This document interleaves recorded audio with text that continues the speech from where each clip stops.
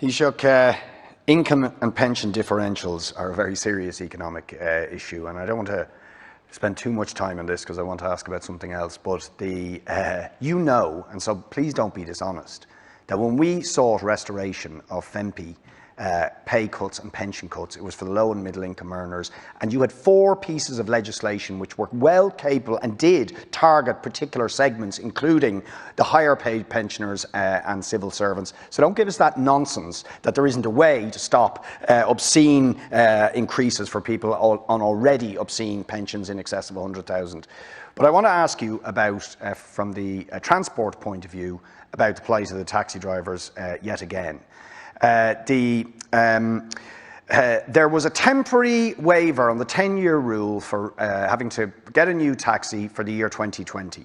But there are 1,600 taxi drivers who in 2021, starting with the first taxi driver on the 3rd of January, who are required to replace their taxi, which they cannot afford to do because they've lost all the income for this year, right?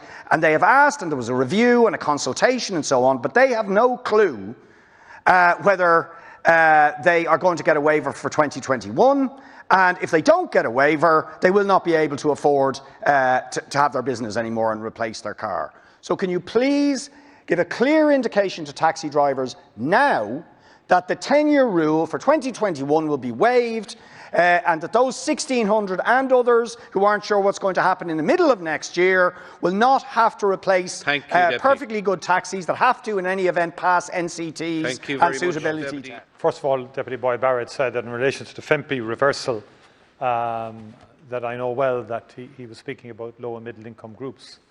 That's exactly what happened. Successive governments in the Oireachtas only reversed FEMPI in the first instance for lower income groups, then middle income groups, and kept the higher income groups until the very, very last, until it was no longer legally feasible not to do it. That is the reality. That's the reality as per the 2017 Act.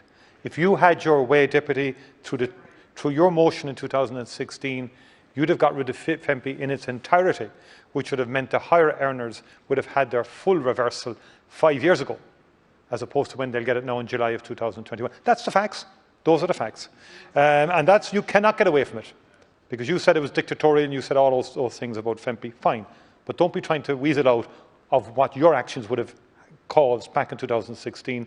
It would have caused the reversal of the cuts on the highest earners and highest pensioners, that which you are now railing against, but you would have caused in 2016 if your motion was passed.